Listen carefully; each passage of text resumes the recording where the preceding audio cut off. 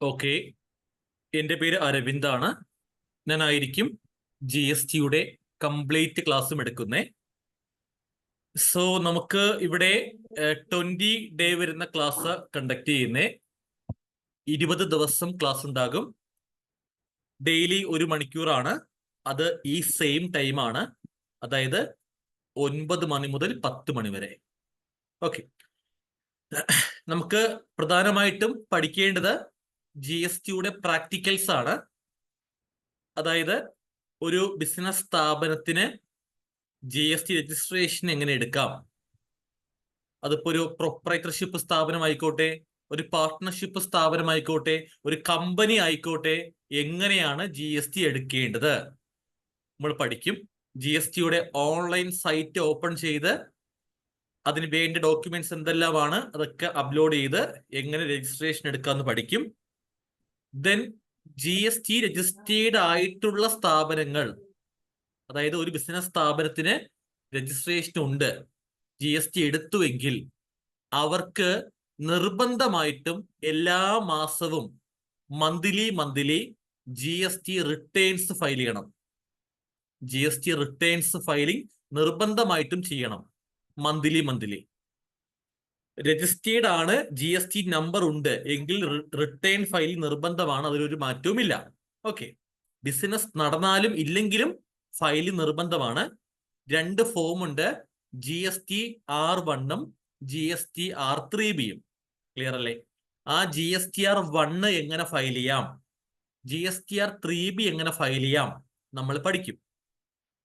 Then നമുക്ക് ഈ GSTR1 GSTR3B monthly filing ചെയ്യുമ്പോൾ അവിടെ അതുമായി ബന്ധപ്പെടുത്തി മറ്റു 2 ഫോമിന്റെ ആപ്ലിക്കേഷൻ ഉണ്ട്. ആ ഫോമിന്റെ പേര് ഇതാണ്, GSTR2A GSTR2B. GSTR2A എന്താണ് പഠിക്കും നമ്മൾ, GSTR2B എന്താണെന്നും പഠിക്കും. അതിന്റെ റീകൺസിലിയേഷൻ ഉണ്ട്, അത് നമ്മൾ പഠിക്കും. ദെൻ നമുക്ക് ഒരു വർഷം കംപ്ലീറ്റ് ആകുമ്പോൾ ഒരു വാർഷിക റിട്ടേൺ, ആനുവൽ റിട്ടേൺ ഫയലിംഗ് ഉണ്ട്.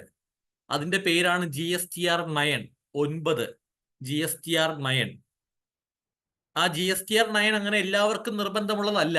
GSTR1 3B നിർബന്ധം ചെയ്യണമെങ്കിൽ GSTR9 വാർഷിക വിറ്റുവരവ്, ആനുവൽ ടേൺ ഓവർ 2 കോടിക്ക് മുകളിലുള്ളവർക്കാണ് GSTR9 ചെയ്യേണ്ടത് വർഷാവസാനം നിർബന്ധമായിട്ടും.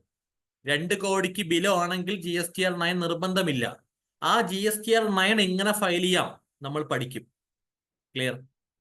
ദെൻ അതുപോലെ ഈ GSTR9 വാർഷിക റിട്ടേൺ ചെയ്ത ശേഷം മറ്റൊരു ഫോം ഉണ്ട്, GSTR9C. അതൊരു ഓഡിറ്റ് ഫോമാണ്, ഓഡിറ്റിംഗ് ഫോമാണത്. അത് എല്ലാവർക്കും നിർബന്ധമില്ല.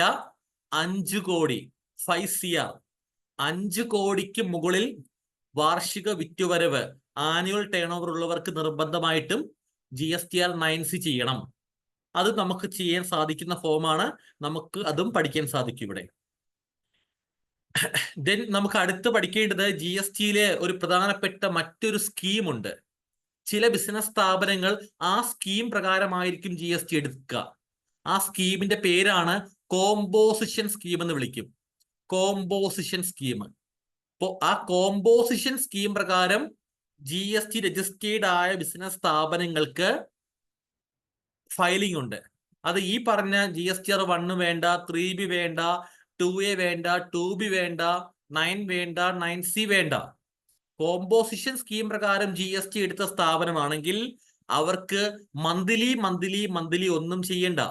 അവർക്ക് 3 മാസം കൂടുമ്പോൾ ക്വാർട്ടേർലി ആണ് എന്ത് ചെയ്യേണ്ടത്, ഫയലിംഗ് ചെയ്യേണ്ടത്. അതിനൊരു ഫോം ഉണ്ട്, CMP. കോമ്പോസിഷന്റെ ഷോർട്ട് ഫോം ആണ് CMP 08. CMP 08 എന്ന ഫോമിന്റെ പേര്. അത് ഉപയോഗിച്ച് എങ്ങനെ കോമ്പോസിഷൻ ഫയലിംഗ് ചെയ്യാം ക്വാർട്ടേർലി നമ്മൾ പഠിക്കും. അടുത്ത് പഠിക്കേണ്ടത് ഈ പറയുന്ന കോമ്പോസിഷൻ സ്കീം പ്രകാരം GST എടുത്തവർക്ക് ഒരു വർഷം കംപ്ലീറ്റ് ആകുമ്പോൾ അവർക്കും എന്തുണ്ട്, ഒരു വാർഷിക ഫോം ഉണ്ട്, ആനുവൽ ഫയലിംഗ് അവർക്കുമുണ്ട്. അവരുടെ വാർഷിക ഫോമിന്റെ പേരാണ് GSTR4. GSTR4. അപ്പോൾ GSTR4 എങ്ങനെ ഫയൽ ചെയ്യാം അതും നമ്മൾ പഠിക്കും.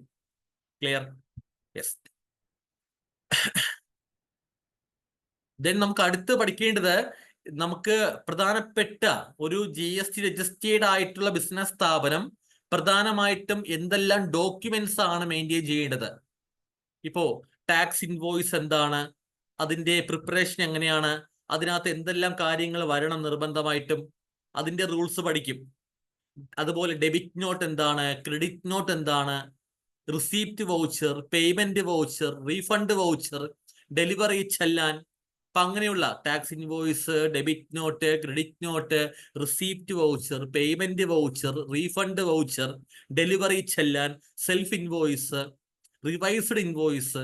അപ്പൊ അങ്ങനെയുള്ള പ്രധാനപ്പെട്ട ഡോക്യുമെന്റ്സ് അതെങ്ങനെ പ്രിപ്പയർ ചെയ്യാം, അതിനെക്കുറിച്ച് നമ്മൾ എന്ത് ചെയ്യും, പഠിക്കും. ക്ലിയർ? യെസ്. അതിന് ശേഷം മറ്റൊരു പ്രധാന ഡോക്യുമെന്റ് ഉണ്ട്. അത് ഈ ഗുഡ്സ്, സാധനങ്ങളൊക്കെ കച്ചവടം ചെയ്യുന്നവർക്ക് നിർബന്ധമായിട്ട് ഡോക്യുമെന്റ് വേണ്ടി വരും. ഇ-വേ ബില്ല്, ഇലക്ട്രോണിക് വേ ബില്ല്. അപ്പൊ ആ ഇ-വേ ബില്ല് എങ്ങനെയാണ് ജനറേറ്റ് ചെയ്യേണ്ടത്, അത് ആർക്കൊക്കെയാണ് ആവശ്യം, ആർക്കൊക്കെ ആവശ്യമില്ല, അതിന്റെ റൂൾസ് പഠിക്കും. സൈറ്റിൽ കയറി എങ്ങനെ ഇ-വേ ബില്ല് എടുക്കാം, അതൊക്കെ നമ്മൾ പഠിക്കും. ക്ലിയർ?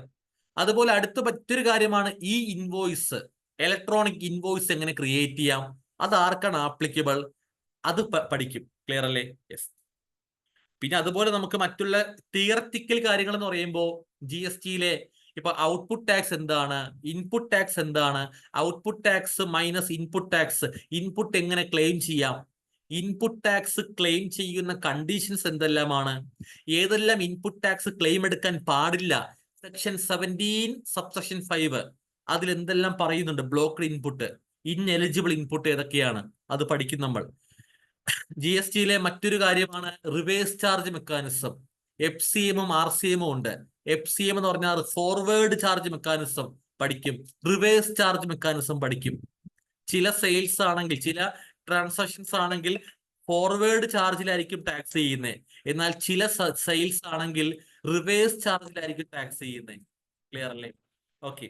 അപ്പൊ റിവേഴ്സ് ചാർജ് ഏതെല്ലാമാണ്, സെക്ഷൻ 9 സബ്സെക്ഷൻ 3 സെക്ഷൻ 9 സബ്സെക്ഷൻ 4 പഠിക്കും. അതുപോലെ അടുത്ത് GSTയിലെ റിട്ടേൺ ഫയൽ ഞാൻ പറഞ്ഞല്ലോ, GSTR 1-ഉം 3B ഒക്കെ, അത് മന്ത്ലിയാണ് ചെയ്യേണ്ടത് അല്ലെ എന്ന് ഞാൻ പറഞ്ഞു. എന്നാൽ ഈ GSTR 1-ഉം 3B-യും നമുക്ക് വേണമെങ്കിൽ മന്ത്ലി ചെയ്യേണ്ട, 3 മാസം കൂടുമ്പോൾ ചെയ്യാം. കോമ്പോസിഷൻ സ്കീമുകാർ ചെയ്യുന്ന പോലെ ക്വാർട്ടേർലി നമുക്ക് എന്ത് ചെയ്യാം, GSTR 1-ഉം 3B-യും ചെയ്യാം. അതിനൊരു സ്കീമുണ്ട്, QRMP സ്കീം എന്ന് വിളിക്കും. QRMP, quarterly, quarterly, return, QR quarterly return, MP monthly payment, അങ്ങനെ QRMP സ്കീം എന്ന് വിളിക്കും. അപ്പൊ QRMP സ്കീം പഠിക്കുമ്പോൾ അതുമായി ബന്ധപ്പെടുത്തി മറ്റൊരു ഫോം ഉണ്ട്, IFF, ഇൻവോയ്സ് ഫർണിഷിംഗ് ഫെസിലിറ്റി എന്ന് വിളിക്കും. Invoice furnishing facility, IFF. ആ ഫോം എന്താന്ന്, അതിലെങ്ങനെയാണ് ഫയൽ ചെയ്യേണ്ടത് പഠിക്കും. അതുപോലെ അതുമായി ബന്ധപ്പെട്ട് മറ്റൊരു ഫോം ഉണ്ട്, PMT-06, പേയ്മെന്റ് ഫോമാണ്. PMT പേയ്മെന്റ് ഷോർട്ട് ഫോം ആണ്. 06 06. അതെങ്ങനെ ഫയൽ ചെയ്യാം, അതിലെങ്ങനെ ടാക്സ് അടയ്ക്കാം പഠിക്കും. ക്ലിയർ അല്ലേ? അപ്പൊ ഇതാണ് നമുക്ക് പ്രധാനമായിട്ടും നമ്മുടെ ഈ 20-ഡേ ക്ലാസ്സിൽ നമുക്ക് പഠിക്കേണ്ട കാര്യങ്ങൾ. ക്ലിയർ അല്ലേ? യെസ്. നമുക്ക് ഇന്ന് ഒരു ഡെമോ ക്ലാസ് ആണ്. അപ്പോൾ ഞാൻ ജസ്റ്റ് കുറച്ച് കാര്യങ്ങൾ പറഞ്ഞു പോകും, നമുക്ക് പഠിക്കേണ്ടത് എന്തൊക്കെയാണെന്ന് ജസ്റ്റ് ഒരു ഓവർവ്യൂ പറഞ്ഞു പോകും. ക്ലിയർ അല്ലേ? യെസ്. നിങ്ങൾക്ക് അറിയാത്ത പോയിന്റ് ഇന്ന് ഞാൻ പറയുകയാണെങ്കിൽ നോട്ട് ചെയ്യാം, സംശയമുള്ളത് ചോദിച്ച് ക്ലിയർ ചെയ്യാം. ഓക്കെ, ഒരു ഡെമോ ക്ലാസ് ആയിട്ട് കണ്ടാൽ മതി. ഓക്കെ. സോ ഇതുവരെ പറഞ്ഞ കാര്യങ്ങൾ ഓക്കെ ആണോ? മീൻസ് എന്തെങ്കിലും നെറ്റ്വർക്ക് ഇഷ്യൂ വന്നോ, എന്റെ ശബ്ദം കുറവാണോ, അതോ ഓവർ സ്പീഡാണോ, അതോ എന്തെങ്കിലും തടസ്സം, ബുദ്ധിമുട്ട് ഫീൽ ചെയ്തോ? ഓക്കെയാണ്. എന്തെങ്കിലും ബുദ്ധിമുട്ട് തോന്നിയാൽ പറയുക. ഓൺലൈൻ ക്ലാസ് ആണ്, പരിമിതിയുണ്ട്, ഞാൻ ഒന്നും അറിയത്തില്ല. ക്ലിയർ? സോ ഞാൻ ഇവിടെ സ്ക്രീൻ ഷെയർ ചെയ്യുന്നുണ്ട്, നിങ്ങൾ എല്ലാവരും ഇപ്പോൾ സ്ക്രീൻ കാണുന്നുണ്ട്. ഓക്കെ, സ്ക്രീൻ കാണാത്ത അവസ്ഥ വന്നാൽ പറയുക.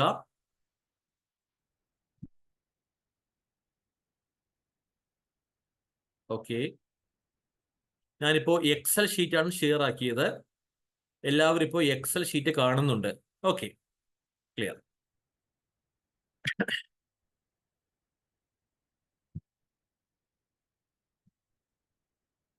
ഓക്കെ, സോ നമുക്ക് പഠിക്കേണ്ടത് GST ആണ്. GST ഫുൾ ഫോം എല്ലാവർക്കും അറിയാം. ഗുഡ്സ് ആൻഡ് സർവീസസ് ടാക്സ് എന്നാണ് GSTയുടെ ഫുൾ ഫോം വരുന്നത്. ഈ GST നമ്മുടെ രാജ്യത്ത് ഇംപ്ലിമെന്റ് ആക്കിയത് 2017 ജൂലൈ മാസം 1-നാണ്. അതും എല്ലാവർക്കും അറിയുന്ന കാര്യമായിരിക്കും.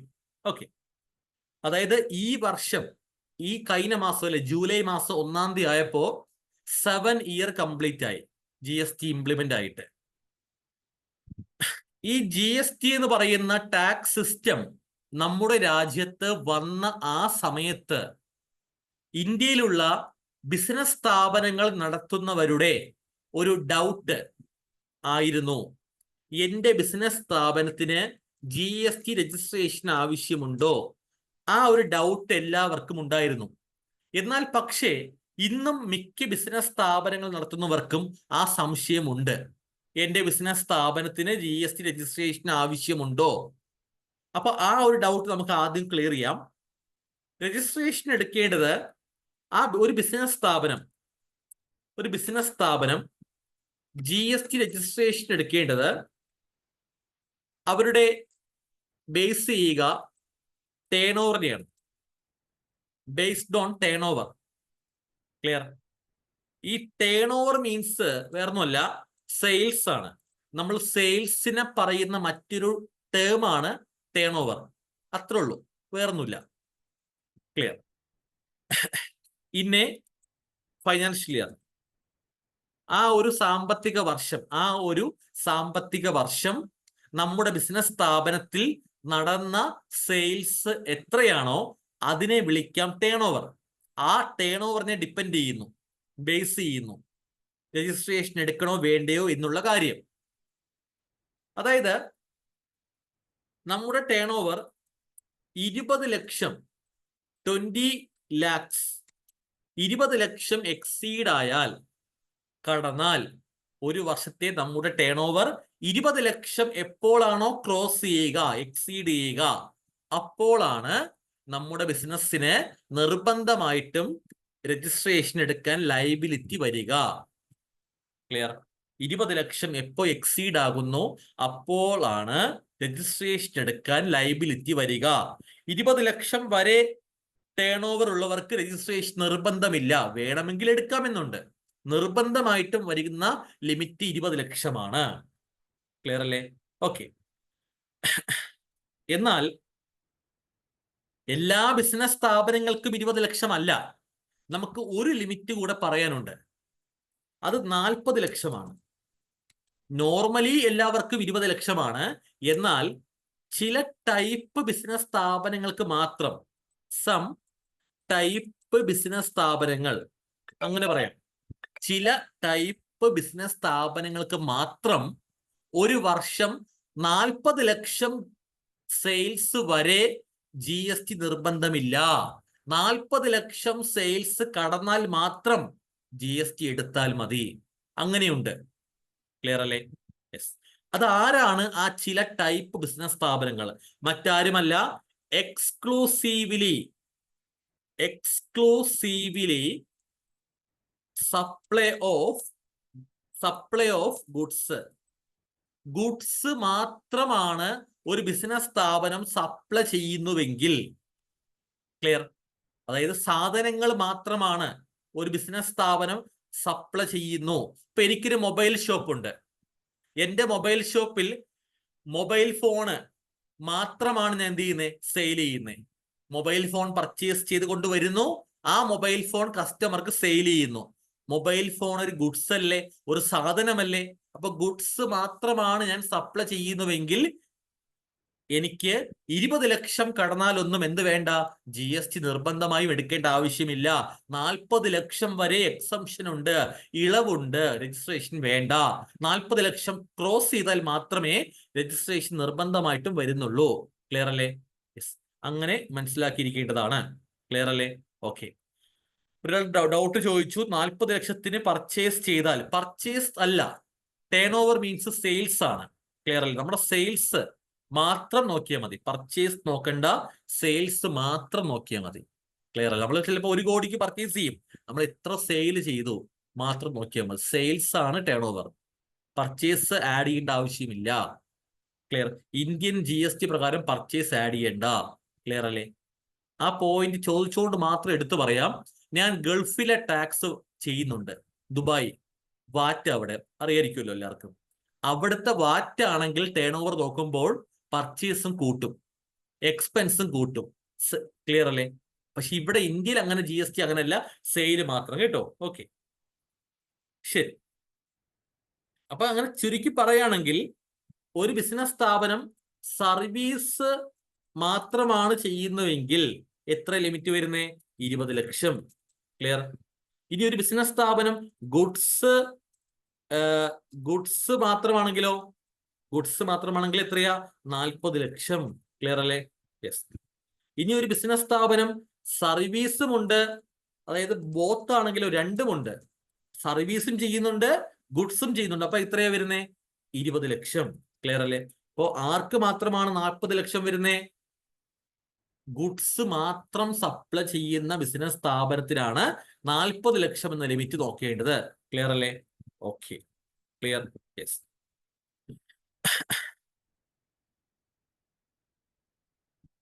ഇതുവരെ പറഞ്ഞ കാര്യത്തിൽ ആർക്കെങ്കിലും എന്തെങ്കിലും ചോദിക്കാനുണ്ടോ? എങ്കിൽ ജസ്റ്റ് ധൈര്യമായിട്ട് അൺമ്യൂട്ട് ആക്കാം, ചോദിക്കാം. ഡൗട്ട് ഇല്ലെങ്കിൽ കണ്ടിന്യൂ ചെയ്യാം. നമുക്ക് സംശയമുള്ളവർക്ക് ചോദിക്കാം,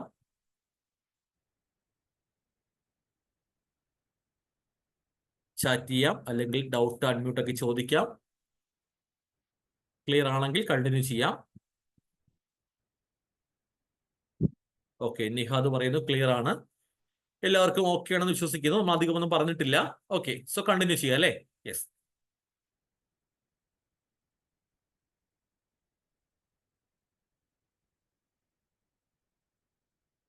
അടുത്ത് രജിസ്ട്രേഷൻ എന്ന് പറയുമ്പോൾ പ്രധാനമായിട്ടും 2 തരത്തിലുണ്ട്. നമ്മുടെ ചുറ്റുപാടും കാണുന്ന മിക്ക ബിസിനസ് സ്ഥാപനങ്ങളും GST ഉള്ളതായിരിക്കും. എന്നാൽ നമുക്ക് പറയാൻ സാധിക്കും, ആ ബിസിനസ് സ്ഥാപനങ്ങളൊക്കെ ആ ഒരു ടൈപ്പ് രജിസ്ട്രേഷൻ ആണ് എടുത്തേക്കുന്നേ. ഈ ബിസിനസ് സ്ഥാപനങ്ങളൊക്കെ മറ്റൊരു ടൈപ്പ് രജിസ്ട്രേഷനാണ് എടുത്തേക്കുന്നേ. അങ്ങനെ നമുക്ക് പറയാൻ സാധിക്കുന്ന രീതിയിൽ 2 തരം രജിസ്ട്രേഷൻ ഉണ്ട് പ്രധാനമായിട്ടും. ഇപ്പൊ ഈ ക്ലാസ് അറ്റൻഡ് ചെയ്യുന്ന നിങ്ങൾ എല്ലാവരും ഒന്നുകിൽ ബിസിനസ് സ്ഥാപനം നടത്തുന്നവരായിരിക്കാം, അല്ലെങ്കിൽ ഏതെങ്കിലും ബിസിനസ് സ്ഥാപനത്തിൽ വർക്ക് ചെയ്യുന്നവരായിരിക്കാം. അപ്പോൾ നിങ്ങളുടെ ബിസിനസ് സ്ഥാപനം ഒന്നുകിൽ ആ സ്കീം പ്രകാരമായിരിക്കും GST രജിസ്ട്രേഷൻ എടുത്തേക്കുന്നേ, അല്ലെങ്കിൽ ഈ സ്കീം പ്രകാരമായിരിക്കും GST എടുത്തേക്കുന്നേ. അങ്ങനെ നമുക്ക് 2 സ്കീം ഉണ്ടെന്ന് എന്ത് ചെയ്യുക? സിമ്പിൾ ആയിട്ട് മനസ്സിലാക്കുക. ക്ലിയർ? ഓക്കെ. ഒരു ഡൗട്ട് വന്നു, ഓരോ ബ്രാഞ്ചിലും ഉള്ളത് ടോട്ടൽ ആണോ ടേൺ ഓവർ? ടേൺ ഓവർ എന്ന് നമ്മൾ ഇപ്പൊ ജസ്റ്റ് ആ ടൈം പറഞ്ഞു പോയെന്നേ ഉള്ളൂ, നമ്മൾ പിന്നെ പഠിക്കും ഡീറ്റെയിൽ ആയിട്ട്. Turn over means all India. നമുക്ക് ഇന്ത്യയിൽ എവിടെയൊക്കെ ബിസിനസ് ഉണ്ടോ അതെല്ലാം ആഡ് ചെയ്യാം കേട്ടോ, ടോട്ടൽ. ക്ലിയർ? ഓക്കെ, ശരി.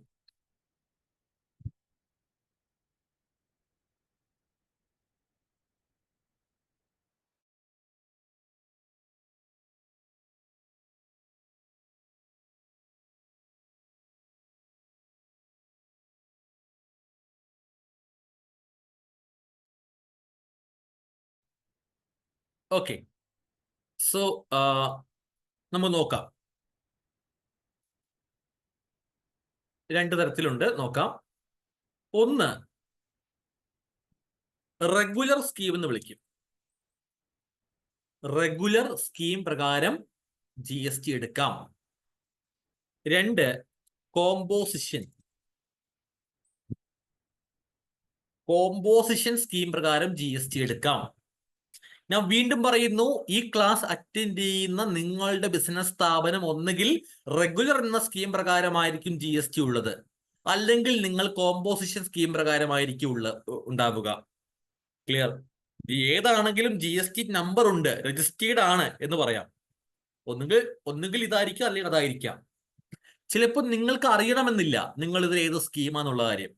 അങ്ങനെ അറിയാത്തവരുണ്ടെങ്കിൽ, മിക്കവർക്കും അറിയായിരിക്കും, അറിയാത്തവരുണ്ടെങ്കിൽ അവർക്ക് അറിയാൻ വേണ്ടി മാത്രം സെൽഫായിട്ടൊന്ന് മനസ്സിലാക്കാൻ, എന്റെ ബിസിനസ് സ്ഥാപനം റെഗുലർ ആണ്, എന്റെ ബിസിനസ് സ്ഥാപനം കോമ്പോസിഷൻ ആണ് എന്ന് സെൽഫായിട്ട് ഒന്ന് മനസ്സിലാക്കാൻ വേണ്ടി മാത്രം ഞാൻ ഒന്ന് രണ്ട് വ്യത്യാസം പറയാം ഈ രണ്ട് സ്കീമിന്റെയും.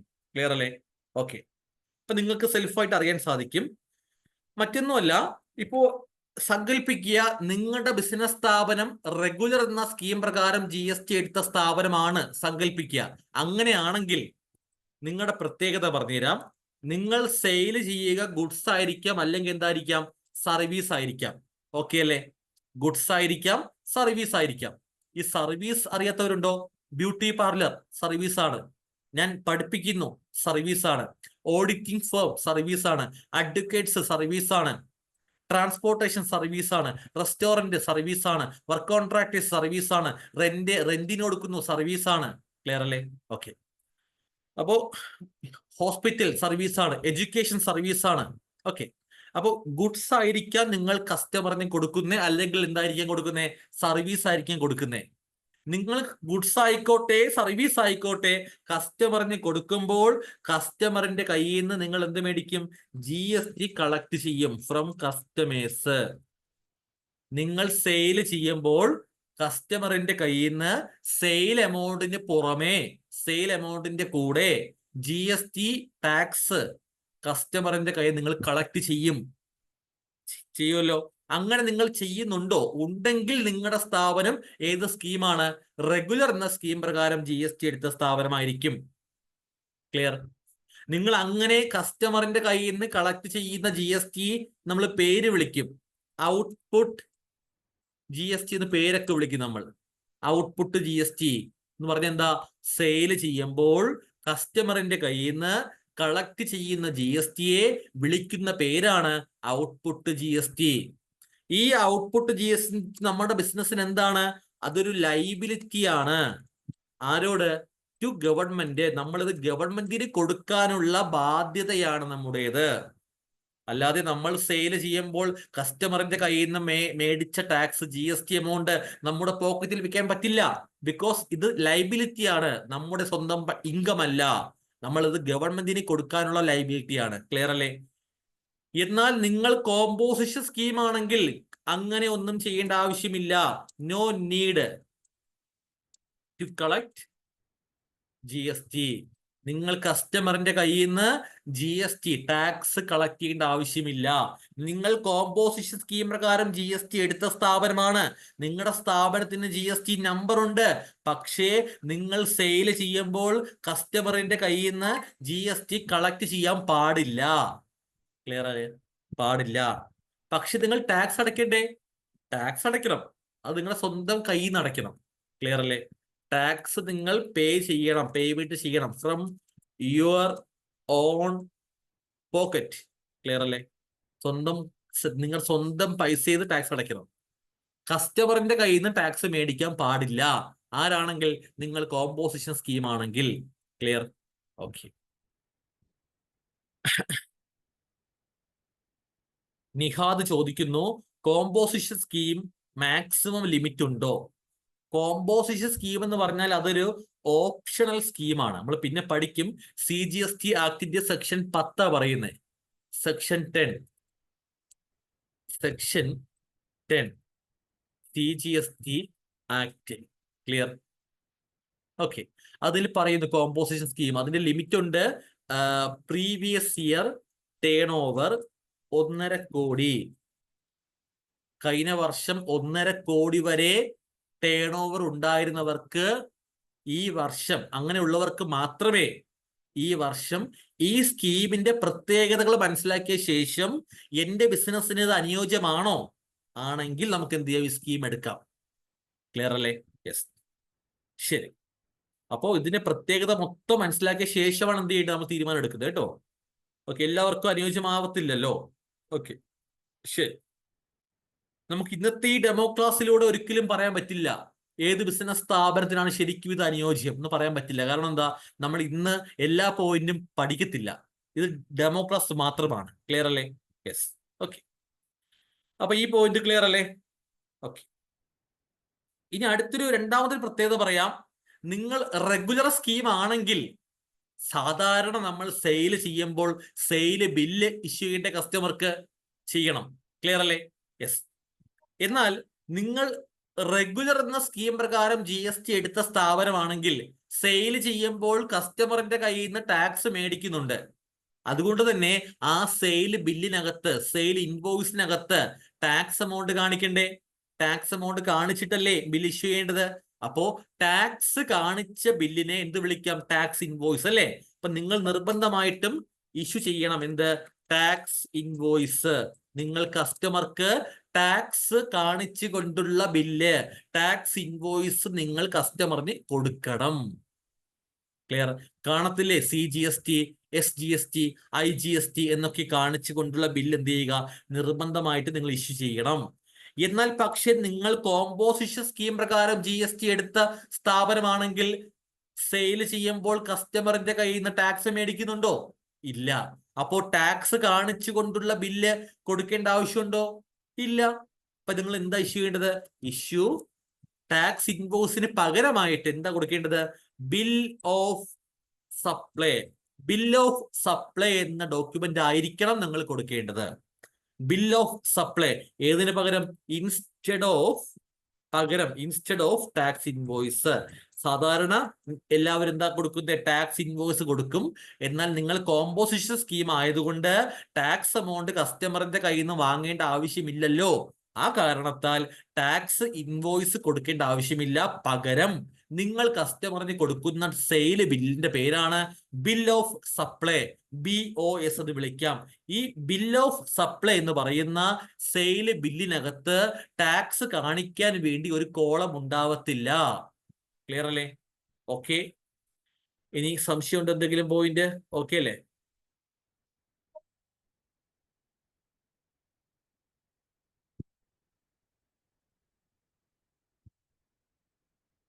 ഓക്കെ, എല്ലാവരും ക്ലിയർ ആണ്. നെക്സ്റ്റ് പോയിന്റ് പറയാലോ. ദെൻ നമ്മുടെ ബിസിനസ്സിലേക്ക് നമ്മൾ പർച്ചേസ് ചെയ്യും അല്ലെ?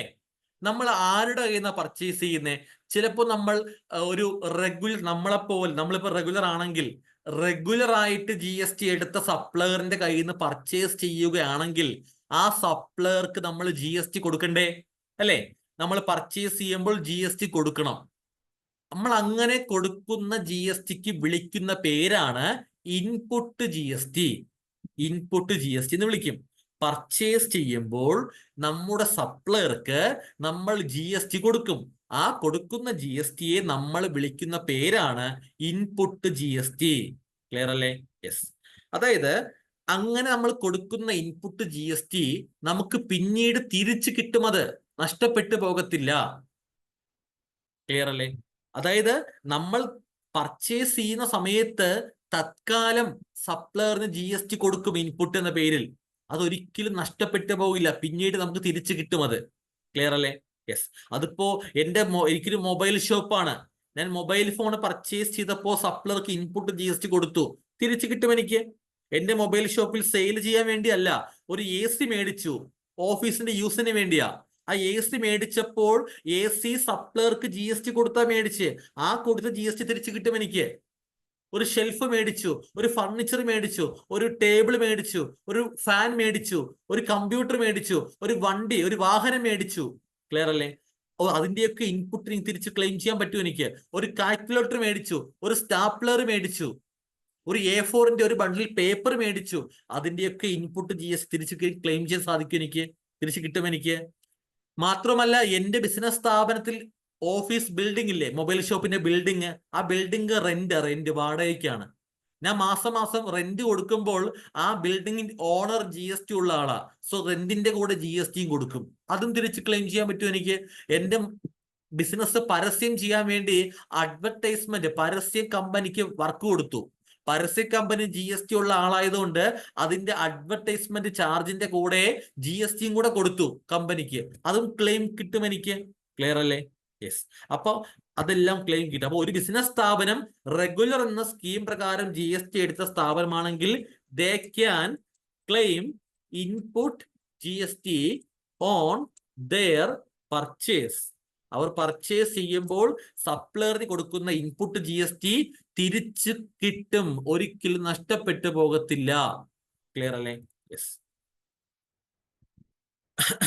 രേഷ്മ ചോദിക്കുന്നു, ഗുഡ്സ് അല്ലാതെ അസറ്റ് ആണെങ്കിലും നമുക്ക് കിട്ടുമോ? ഉറപ്പായിട്ടും കിട്ടും. വേറെ നമ്മൾ ബിസിനസ് പർപ്പസിലേക്ക് എന്ത് വാങ്ങിച്ചാലും അതിന്റെയൊക്കെ ഇൻപുട്ട് ക്ലെയിം കിട്ടും, ഒരു മാറ്റവും ഇല്ല.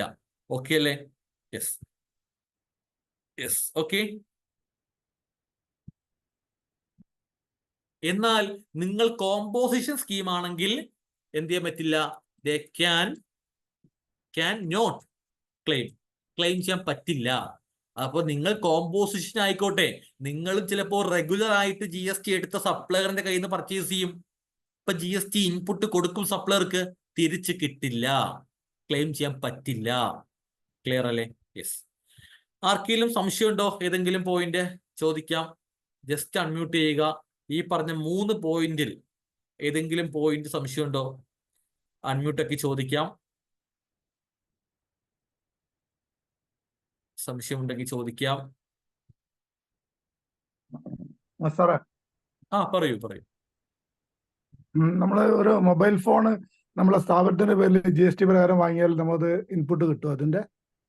മൊബൈൽ ഫോൺ നമുക്ക് ബിസിനസ്സിന് യൂസ് ചെയ്യാൻ വേണ്ടി വാങ്ങിച്ചതല്ലേ, ഉറപ്പായിട്ടും ക്ലെയിം കിട്ടും. അതെ, ഓക്കെ.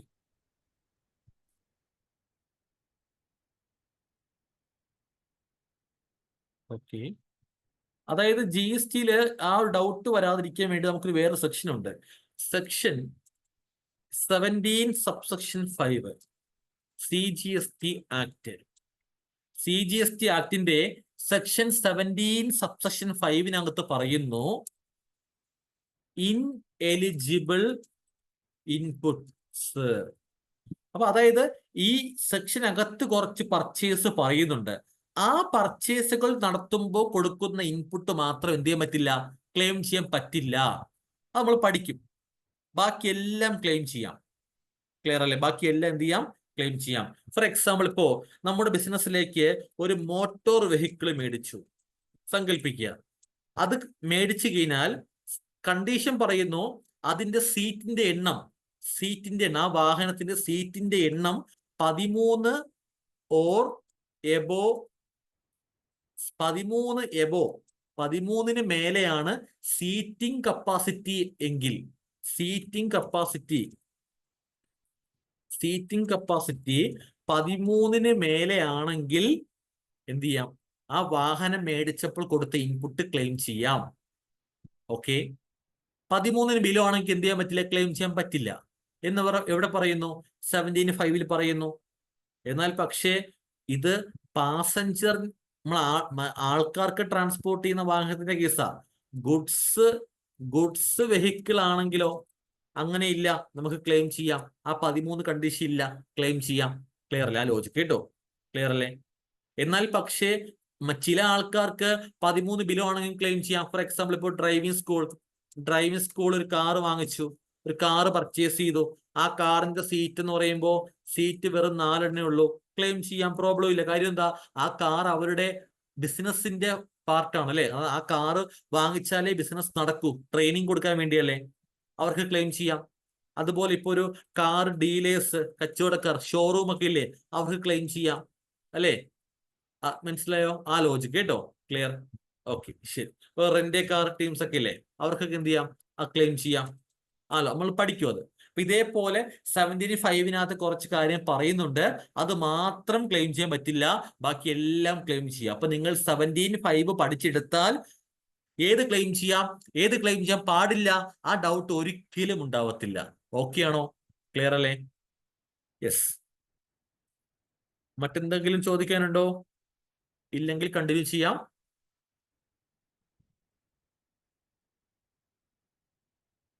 ഓക്കെ, കണ്ടിന്യൂ ചെയ്യാം അല്ലേ? യെസ്.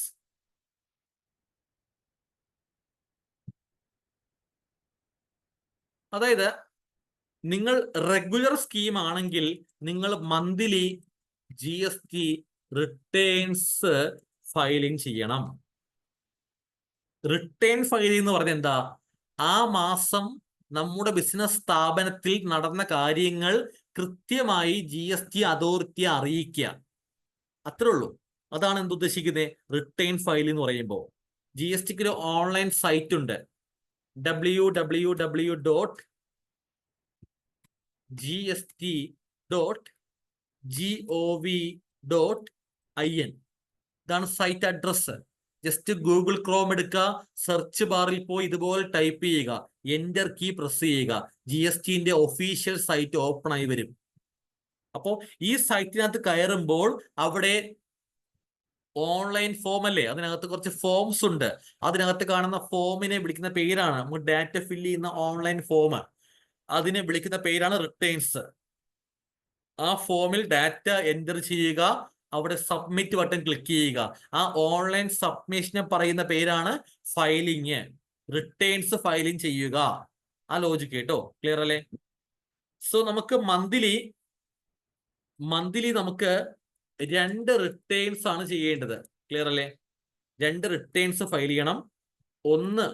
ഒന്നിന്റെ പേര് ഇതാണ്, GST റിട്ടേൺ 1, GSTR1 എന്ന് വിളിക്കും. രണ്ടാമത്തെ ഫോമിന്റെ പേര് GSTR3B 3B എന്ന് വിളിക്കും. ഇതാണ് 2 റിട്ടേൺസ്. ഇത് മന്ത്ലി നമ്മൾ ചെയ്യണം. ആരാ ചെയ്യേണ്ടത്? റെഗുലർ ആയിട്ട് GST എടുത്ത സ്ഥാപനങ്ങൾ നിർബന്ധമായിട്ട് മന്ത്ലി GSTR1ഉം 3Bയും ചെയ്യണം. ഓക്കെ അല്ലേ? നമ്മളിത് പഠിക്കും. GSTR1 എന്ന ഫോം ഫയലിംഗിന്റെ പർപ്പസ് വേറൊന്നുമല്ല, ആ മാസം നമ്മുടെ ബിസിനസ് സ്ഥാപനത്തിൽ നടന്ന സെയിൽസ് ഡീറ്റെയിൽസ് കാണിക്കാൻ വേണ്ടിയിട്ടുള്ള ഒരു ഡീറ്റെയിൽ ആയ സെയിൽസ് സ്റ്റേറ്റ്മെന്റ് ആണ് ഏത്? GSTR1. GSTR1ൽ സെയിൽസ് ഡീറ്റെയിൽസ് മാത്രമാണ് കാണിക്കേണ്ടത്, മറ്റൊന്നും കാണിക്കേണ്ട ആവശ്യമില്ല. ഓക്കെ അല്ലേ? സെയിൽസ് ഡീറ്റെയിൽസ് മാത്രമാണ് GSTR1ൽ കാണിക്കേണ്ടത്, മറ്റൊന്നും നമ്മൾ കാണിക്കേണ്ട ആവശ്യമില്ല. ഓക്കെ, എത്ര സെയിൽ നടന്നു എന്ന് കാണിക്കുക, ടോട്ടൽ സെയിൽ കാണിക്കുക. സെയിൽസ് ആണ് കാണിക്കേണ്ടതെങ്കിൽ പോലും ഇത് ഡീറ്റെയിൽഡ് ഫോം ആണ്. അതുകൊണ്ട് ഇതിനകത്ത് 23 ടേബിൾ ഉണ്ട്. 23 ടേബിൾസ് അടങ്ങിയ ഒരു ഡീറ്റെയിൽ ആയ സ്റ്റേറ്റ്മെന്റ് ആണ് ഏത്? GSTR1. ഡീറ്റെയിൽ ആയ സ്റ്റേറ്റ്മെന്റ് ആണ് ഏത്? GSTR1. ഓക്കെ അല്ലേ? യെസ്, ശരി. ഇനി ഇതെന്നാ ഫയൽ ചെയ്യേണ്ടത്? Due date next month 11th. അതായത് ഇപ്പോ ഇതേത് മാസം? ഓഗസ്റ്റ് അല്ലേ? ഓഗസ്റ്റ് മന്തിന്റെ, അല്ലെങ്കിൽ പ്രീവിയസ് മന്ത് പറയാം, ജൂലൈ മന്തിന്റെ GSTR1 ചെയ്യേണ്ടത് ഈ ഓഗസ്റ്റ് മാസം 11ാം തീയതിക്കുള്ളിൽ. ആ ലോജിക്ക്. ഇപ്പോ ജൂലൈ മാസം 1ാം തീയതി മുതൽ ജൂലൈ മാസം 31 വരെ നടന്ന സെയിൽസ് ഡീറ്റെയിൽസ് GSTR1 എന്ന ഫോമിൽ ഡാറ്റ എൻ്റർ ചെയ്ത് ഓഗസ്റ്റ് മാസം, ഈ മാസം 1ാം തീയതി മുതൽ 11ാം തീയതിക്കുള്ളിൽ എന്ത് ചെയ്യുക? ഫയൽ ചെയ്യുക. ക്ലിയർ അല്ലേ? യെസ്. GSTR1ൽ 23 ടേബിൾ എന്ന് പറയുമ്പോൾ ഓരോ ടൈപ്പ് സെയിൽസ് ആയിട്ടോ. ഇപ്പൊ B2B സെയിൽ. എന്താ B2B? ബിസിനസ് ടു ബിസിനസ് എന്ന് പറഞ്ഞാൽ എന്താ? രജിസ്റ്റേർഡ്, GST രജിസ്റ്റേർഡ് ആയിട്ടുള്ള കസ്റ്റമർക്ക് നടത്തിയ സെയില്. അതുപോലെ B2C എന്ന് വെച്ചാൽ എന്താ? അൺരജിസ്റ്റേർഡ്, GST രജിസ്റ്റേർഡ് അല്ലാത്ത കസ്റ്റമർക്ക് നടത്തിയ സെയില്. അങ്ങനെ B2B, B2C സെയിൽസ് കാണിക്കുക. Debit note, credit note, export invoice, nil rate, exempt, non GST outward supply. അങ്ങനെ 23 ടേബിളും സെയിൽ ബന്ധപ്പെട്ടതാണ്. നമ്മളത് 23 ടേബിളും പഠിക്കും കേട്ടോ. ആ 23 ടേബിളും പഠിച്ച ശേഷമേ നമ്മൾ എന്ത് ചെയ്യത്തുള്ളൂ? ഈ സൈറ്റിൽ കയറി ഓൺലൈൻ ഫയലിംഗ് പഠിക്കത്തുള്ളൂ. ഓക്കെ. ദെൻ അടുത്ത് 3B എന്ന് പറഞ്ഞാൽ 3Bന്റെ പ്രധാന പർപ്പസ് മന്ത്ലി ടാക്സ് പേയ്മെന്റ് ചെയ്യുകയാണ് 3Bന്റെ പർപ്പസ് കേട്ടോ. വേറൊരു ആവശ്യമില്ല. 3Bന്റെ ആവശ്യം എന്താ? ടാക്സ് അടയ്ക്കുക മാത്രമാണ്. അതൊരു സമ്മറി ഫോമാണ്, സമ്മറി റിട്ടേൺ എന്നും അതിനെ വിളിക്കും. അതിനകത്ത് വെറും 6 ടേബിൾ മാത്രമേ വരുന്നുള്ളൂ. ക്ലിയർ അല്ലേ?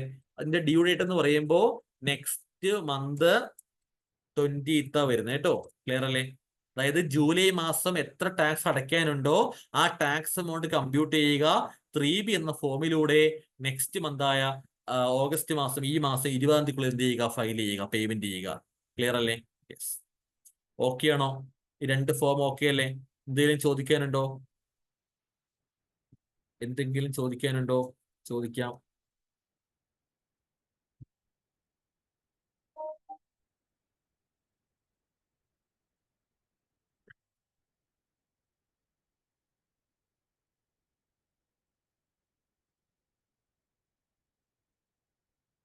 ഓക്കെ, ചോദിക്കാനൊന്നുമില്ല, കണ്ടിന്യൂ ചെയ്യാം.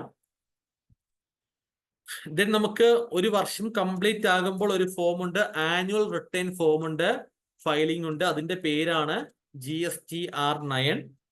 അത് നമുക്ക് GSTR9 എന്ന് പറഞ്ഞാൽ വേറൊന്നുമല്ല, GSTR9 എന്ന് പറഞ്ഞാൽ is equal to summary of 12 month, 12 മന്തിന്റെയും GSTR1ന്റെയും GSTR3Bയുടെയും ടോട്ടൽ സമ്മറിയാണ് GSTR9. ക്ലിയർ അല്ലേ? അപ്പൊ GSTR9 എല്ലാവരും നിർബന്ധമില്ല. എബോ 2 CR, 2 കോടിക്ക് മേലെ ടേൺ ഓവർ ഉള്ളവർക്ക് മാത്രമാണ് നിർബന്ധമായിട്ടും GSTR9 ഫയൽ ചെയ്യേണ്ടത്. എന്നാൽ ബിലോ 2 CR, 2 കോടിക്ക് ബിലോ ആണെങ്കിൽ ചെയ്യണ്ട എന്നല്ല, ഇറ്റ്സ് ഓപ്ഷണൽ ആണ്, നിർബന്ധമില്ല, വേണമെങ്കിൽ ചെയ്യാം എന്നാ പറയുന്നത് കേട്ടോ. ക്ലിയർ അല്ലേ? യെസ്. രേഷ്മ, പർച്ചേസിന് വേറെ ഫോം ഉണ്ടോ? പർച്ചേസിന് വേറെ ഫോം ഉണ്ട്, ഞാൻ സ്റ്റാർട്ടിങ്ങിൽ പറഞ്ഞില്ലേ. അതായത് ഇപ്പം പറഞ്ഞില്ലെന്നേ ഉള്ളൂ, അത് GSTR 2A 2B കേട്ടോ. രണ്ട് ഫോമിന്റെ ആവശ്യം പർച്ചേസിനാണ്. Okay, clear? യെസ്. ദെൻ നമുക്ക് അതിനുശേഷം നമുക്ക് GSTR 9C ഉണ്ട്. ക്ലിയർ അല്ലേ? പഠിക്കും. ഓക്കെ, വീണ്ടും നമുക്ക് ഈ പറയുന്ന കോമ്പോസിഷൻ സ്കീം ആണെങ്കിൽ എന്ത് വരുന്നേ? കോമ്പോസിഷൻ സ്കീം ആണെങ്കിൽ എന്ത് വരും? അവർക്ക് മന്ത്ലി ഒന്നും ചെയ്യേണ്ട ആവശ്യമില്ല, ക്വാർട്ടേർലി ആണ് എന്ത് ചെയ്യേണ്ടത്? ഫയലിംഗ് ചെയ്യേണ്ടത്. അതിന്റെ പേരാണ് CMP08. ക്ലിയർ അല്ലേ? അത് നെക്സ്റ്റ് മന്ത് 18-ാം തീയതിയാണ് ഡ്യൂ ഡേറ്റ് വരുന്നത്. നമ്മൾ പഠിക്കും. ദെൻ ഇയർലി ഫോമാണ്, ആനുവൽ ഫോമാണ്. ഏതാ പേര്? GSTR4.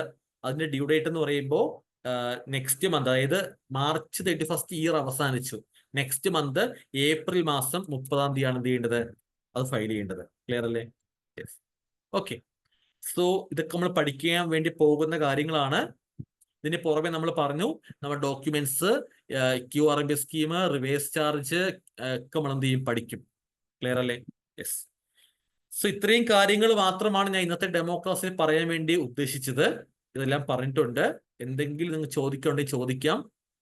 ഇന്ന് പറഞ്ഞ കാര്യങ്ങൾ ബന്ധപ്പെട്ടോ അല്ലെങ്കിൽ ക്ലാസ്സിനെ കുറിച്ചോ എന്തിലുണ്ടെങ്കിൽ ചോദിക്കാം. നിഹാദ്, ഇൻപുട്ട് ടാക്സ് ക്ലെയിം ചെയ്യുന്നതിന് ടൈം ലിമിറ്റ് ഉണ്ടോ? അതായത് ഇൻപുട്ട് ടാക്സ് നമ്മുടെ സൈറ്റിനകത്ത് അപ്ഡേറ്റ് ആയി കഴിഞ്ഞാൽ ടൈം ലിമിറ്റ് ഇല്ല. അപ്ഡേറ്റ് ആയില്ലെങ്കിൽ ടൈം ലിമിറ്റ് ഉണ്ട്. അത് സപ്ലയർ, നമ്മളുടെ പർച്ചേസ് എന്ന് പറഞ്ഞാൽ നമ്മുടെ സപ്ലയറിന്റെ സെയിലാണ്. ആ സപ്ലയറിന്റെ GSTR1-ൽ അപ്ലോഡ് ചെയ്തു. അങ്ങനെ സപ്ലയറിന്റെ 1-ന്ന് നമ്മുടെ 2A എന്ന ഫോമിൽ വരും, നേരെ 2Bയിൽ വരും, അവിടുന്ന് നേരെ 3Bയിൽ വരും. 3B നേരെ നമ്മുടെ ഇൻപുട്ട് ലെഡ്ജറിലേക്ക് പോകും. അവിടെ എത്തിക്കഴിഞ്ഞാൽ സേഫ് ആണ്, എത്ര വർഷം കഴിഞ്ഞാലും നമുക്കത് യൂട്ടിലൈസ് ചെയ്യാം. പക്ഷെ സപ്ലയർ ചെയ്യാൻ ലേറ്റ് ആയി കഴിഞ്ഞാൽ അതിന് 1 വർഷം, ആ ഒരു ഡേറ്റ് കഴിഞ്ഞാൽ പിന്നെ അത് ലാപ്സ് ആയി പോകും. രണ്ട് രീതിയിൽ മനസ്സിലാക്കാനുണ്ട്, നമ്മൾ പിന്നെ പഠിക്കും. അത് സെക്ഷൻ 16 സബ്സെക്ഷൻ 2-നകത്ത് പറയുന്നുണ്ട് കേട്ടോ. 2 അല്ല 4-ൽ പറയുന്നുണ്ട്. ക്ലിയർ അല്ലേ? ഓക്കെ. രേഷ്മ, സർ ക്ലാസ്സിൽ നമുക്ക് തനിയെ റിട്ടേൺ ഫയൽ ചെയ്ത് നോക്കി പഠിക്കാനുള്ള ഇന്റർഫേസ് പ്രൊവൈഡ് ചെയ്യുമോ, അതോ നമുക്ക് ജസ്റ്റ് കാണിച്ചു തരുവാണോ ചെയ്യുന്നത്?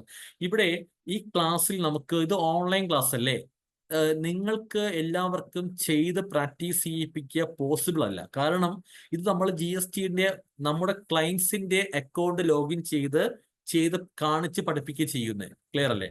അപ്പൊ ഇതൊരു ഡെമോ സോഫ്റ്റ്വെയർ അല്ല. അപ്പൊ ഒരിക്കലും നിങ്ങൾക്ക് ഈ ഓൺലൈൻ ക്ലാസ്സിൽ ചെയ്ത് നോക്കാൻ ഒരിക്കലും സാധിക്കില്ല. പ്രാക്ടിക്കൽ അത് ഒരിക്കലും പോസിബിൾ ആയ കാര്യമല്ല. അപ്പൊ ഇവിടെ നമ്മുടെ രീതി വെച്ചാല്, ഇപ്പൊ GSTR1 എന്ന ഫോം എടുത്താൽ അത് കംപ്ലീറ്റ് പഠിപ്പിക്കും. അതിനകത്ത് വരുന്ന 23 ടേബിളും എല്ലാം കൃത്യമായി പഠിപ്പിച്ചു തരും. ഒരു കോളവും മിസ്സാക്കത്തില്ല. ഒരു കോളം എടുത്താൽ ഒരു റോ പോലും മിസ്സാക്കത്തില്ല, എല്ലാം പഠിപ്പിച്ചു തരും. ദെൻ നിങ്ങൾക്ക് അതിന്റെ ഫയലിംഗ് എങ്ങനെ ചെയ്യാന്ന് പഠിപ്പിച്ചു തരും. പിന്നെ നമ്മുടെ ക്ലയൻസിന്റെ വർക്ക് ലൈവായിട്ട് ഫയലിംഗ് കാണിച്ചു തരും. എന്നിട്ട് അതിന്റെ റെക്കോർഡിംഗ് ഒക്കെ പ്രൊവൈഡ് ചെയ്യും. ദെൻ നിങ്ങൾ സ്വന്തമായിട്ട് എന്ത് ചെയ്യുക? നിങ്ങൾ സ്വന്തം വർക്ക് ചെയ്യാൻ ശ്രമിക്കുക. അങ്ങനെ ശ്രമിക്കുമ്പോൾ ഡൗട്ട് വരും, അപ്പോൾ നമ്മൾ നിങ്ങളെ സപ്പോർട്ട് ചെയ്യും.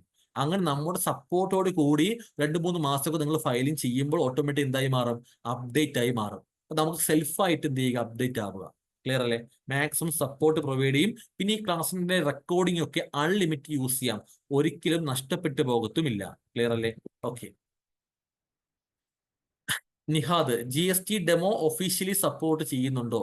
GST ഡെമോ ഇത് മനസ്സിലായില്ല എന്താന്ന് ഉദ്ദേശിച്ചത്, ഒന്ന് വോയിസ് വന്നാൽ മതി, ക്ലിയർ ചെയ്യാം. പോൾസൺ, എബോവ് 5 year ആണെങ്കിൽ 9. നിഹാദ് പറയൂ. സാർ ഞാൻ ചോദിച്ചത് നമ്മുടെ ടാലി ഒക്കെ ഒഫീഷ്യൽ നമ്മൾ സ്റ്റുഡൻസിന് യൂസ് ചെയ്യാൻ കഴിയുന്നുണ്ടല്ലോ, ടാലി സ്റ്റുഡൻസിനൊക്കെ.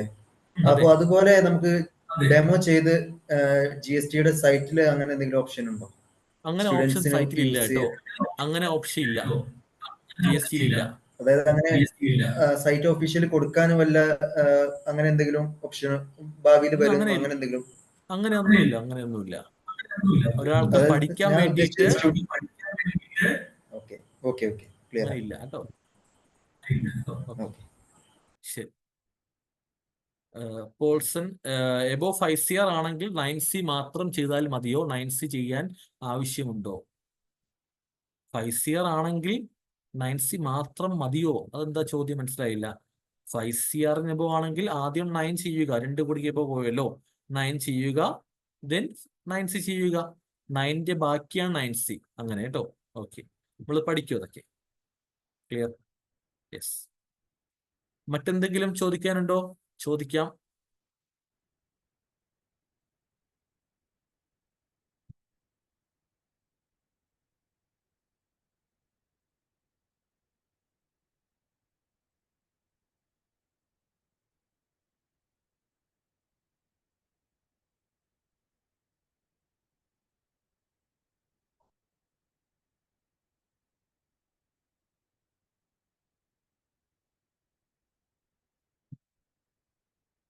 ഓക്കെ, വേറെ സംശയമൊന്നുമില്ല അല്ലേ?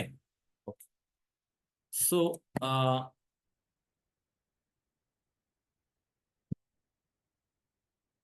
നമ്മുടെ ക്ലാസ് നമുക്ക് നാളെ സ്റ്റാർട്ട് ചെയ്യും.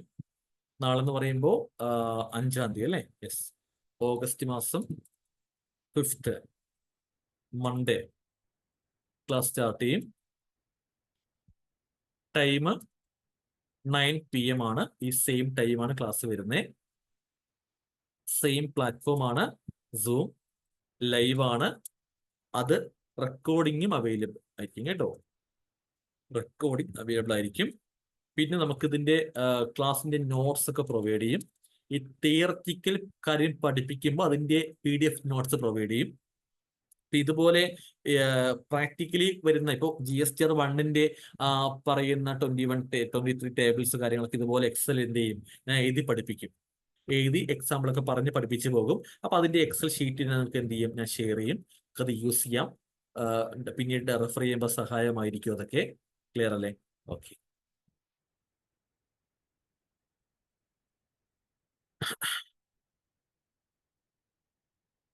സോഫ്റ്റ്വെയർ ഇൻക്ലൂഡ് ആണോ? Example Tally, Chirac. സോഫ്റ്റ്വെയർ ഇല്ല. സോഫ്റ്റ്വെയർ എന്ന് വെച്ചാൽ ഇപ്പോ നമുക്ക് ഈ GST റിട്ടേൺ ഫയലിംഗ് ഒക്കെ ഓഫ്ലൈൻ ചെയ്യാൻ മാർഗമുണ്ട്. അപ്പൊ ഓഫ്ലൈൻ എങ്ങനെ ചെയ്യാന്ന് നമുക്ക് ഈ പറയുന്ന സൈറ്റിനകത്ത് ഒരു എക്സൽ ഒക്കെ ഡൗൺലോഡ് ചെയ്ത് ഓഫ്ലൈൻ ചെയ്യാൻ സാധിക്കും. വേറെ സോഫ്റ്റ്വെയറിന്റെ ആവശ്യമില്ലാതെ നമുക്ക് എന്ത് ചെയ്യാൻ പറ്റും, അതിലൂടെ ഫയൽ ചെയ്യാൻ പറ്റും ഓഫ്ലൈൻ. അതും പഠിപ്പിക്കുന്നുണ്ട് കേട്ടോ. ക്ലിയർ അല്ലേ? ഓക്കെ. സോഫ്റ്റ്വെയർ ടാലിയിലൂടെ ഒക്കെ GST ഫയൽ ചെയ്യാൻ പറ്റും കേട്ടോ. ഓക്കെ. പിന്നെ നിങ്ങളെ സ്ഥാപനത്തിൽ ടാലി അല്ലാതെ മറ്റേതെങ്കിലും സോഫ്റ്റ്വെയർ ആണെങ്കിൽ ആ സോഫ്റ്റ്വെയർ ചെയ്യുന്നവരോട് ചോദിക്കുക, ഈ സോഫ്റ്റ്വെയറിൽ GSTന്റെ സപ്പോർട്ട് ഉണ്ടോ? ഉണ്ടെങ്കിൽ അതിന്റെ ഓപ്ഷൻ എവിടെ? അപ്പൊ അവർ പറഞ്ഞു തരും. ക്ലിയർ അല്ലേ? അപ്പൊ അതിലൂടെ ഒക്കെ നമുക്ക് ചെയ്യാൻ അറിയണമെങ്കിൽ, സാധിക്കണമെങ്കിൽ ആദ്യം എന്ത് ചെയ്യുക, GST ഫയലിംഗ് നമ്മൾ പഠിക്കണം. ക്ലിയർ അല്ലേ? യെസ്. ഓക്കെ. സോ ഇതാണ് കാര്യം കേട്ടോ. ഇതൊക്കെ പ്രൊവൈഡ് ചെയ്ത് നമുക്ക് ഫീ വരുന്നുണ്ട്. ജസ്റ്റ് വലിയ എമൗണ്ട് ഒന്നുമല്ല, ചെറിയ നിസ്സാരം നമുക്ക് 2000 ഫീ വരുന്നത്. ക്ലിയർ അല്ലേ? ഓക്കെ. ദെൻ നമുക്ക് 2000 ഫീ എന്ന് കരുതി ഇതൊരു ജസ്റ്റ് ഒരു ഡെമോ അല്ലെങ്കിൽ ഒരു ബേസ് ക്ലാസ് അങ്ങനെ ചിന്താഗതി ഉള്ള ആൾക്കാർ ഒരുപാട് പേരുണ്ട്. അങ്ങനെ ചിന്തിക്കേണ്ട, മാക്സിമം ആണ് പ്രൊവൈഡ് ചെയ്യുന്നത്. ഞാൻ ഈ ക്ലാസ് എടുക്കുന്ന പോലെ, അതായത് ഇത്രയും ഡെപ്ത് ആയിട്ട് ഞാൻ മറ്റൊരു ക്ലാസ് കണ്ടിട്ടില്ല പ്രാക്ടിക്കൽ ഫയലിംഗിന്റെ. അതായത് ഞാൻ അങ്ങനെ പറയാൻ കാരണം തന്നെ, ഇപ്പോൾ GSTR 9 എടുക്കാം. GSTR 9 എന്ന ഫോം എടുത്ത് അതിനകത്ത് 19 ടേബിൾ ഉണ്ട്. ഈ 19 ടേബിളും ഓപ്പൺ ചെയ്ത് അതിനകത്ത് 10-15 റോ ഒക്കെ ഉണ്ട്. അതെല്ലാം എക്സ്പ്ലെയിൻ ചെയ്ത് വരുന്ന ക്ലാസ് ഞാൻ പ്രൊവൈഡ് ചെയ്യുന്നത്. അതുപോലെ ഡീറ്റെയിൽ ആയിട്ട് ഒരിടത്തും ക്ലാസ് പ്രൊവൈഡ് ചെയ്യത്തില്ല. ക്ലിയർ അല്ലേ? ഞാൻ മാത്രമാണ് അങ്ങനെ പ്രൊവൈഡ് ചെയ്യുന്നത്. ഞാൻ വിശ്വസിക്കുന്നത്, കാരണം വേറെ ഒന്നും കണ്ടിട്ടില്ല ഇതുവരെ. പിന്നെ എന്നെ പറ്റി പറയുകയാണെങ്കിൽ ഞാൻ ഇപ്പോൾ GST വന്ന അന്ന് മുതൽ 7 ഇയർ ആയി GST ഇംപ്ലിമെന്റ് ആക്കിയിട്ട്. ഈ 7 ഇയർ ആയിട്ടും GST മാത്രമാണ് ഞാൻ ഫോക്കസ് ചെയ്യുന്നത്. GST മാത്രമാണ് വർക്ക് ചെയ്യുന്നത്. GST മാത്രമാണ് പഠിപ്പിക്കുന്നത്. ക്ലിയർ അല്ലേ? സോ പരിപൂർണമായിട്ട് എന്നെ നിങ്ങൾക്ക് വിശ്വസിക്കാം ഈ ഒരു GSTന്റെ കാര്യത്തിൽ. ഓക്കെ, ശരി.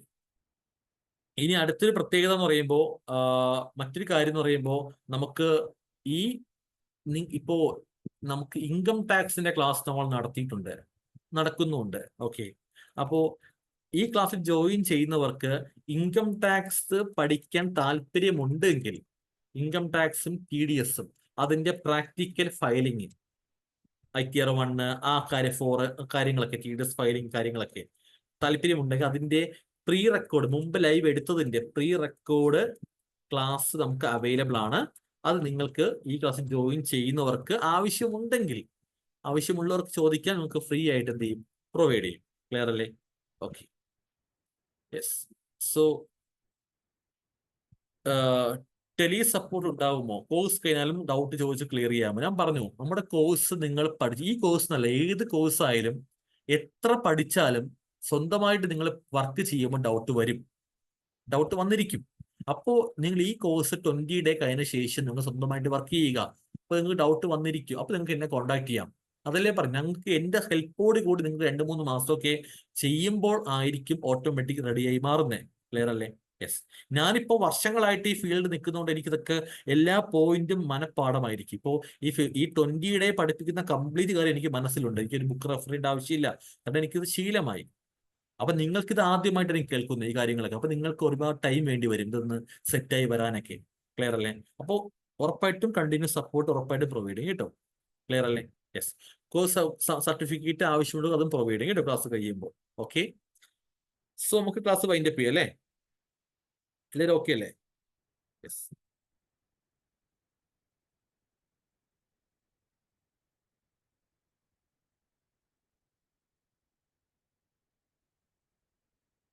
അപ്പൊ ഓക്കെ, നമുക്ക് നിങ്ങൾ ജോയിൻ ചെയ്യുകയാണെങ്കിൽ നമുക്ക് എന്ത് ചെയ്യാം, നാളെ രാത്രി 9 മണിക്ക് കാണാം. Okay, so good night.